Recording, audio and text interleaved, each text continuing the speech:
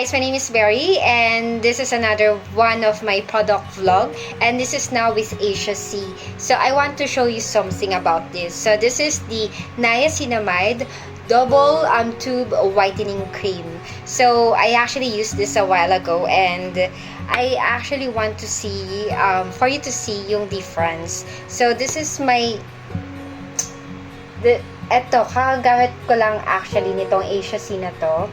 So, ito yung ginamitan ko ng Asia C double tube whitening niacinamide lotion.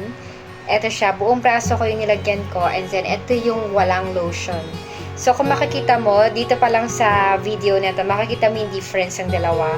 So, this is a difference between Asia C niacinamide lotion and without the Asia C lotion.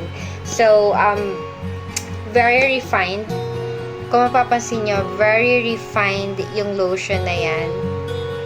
Yung consistency niya is very thick as well. So, pag in-apply mo siya, makikita mo yung difference talaga. Ito siya.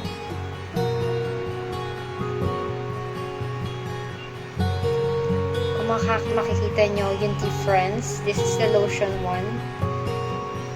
Ayan o, laka ng difference niya. So, this is the difference between without lotion.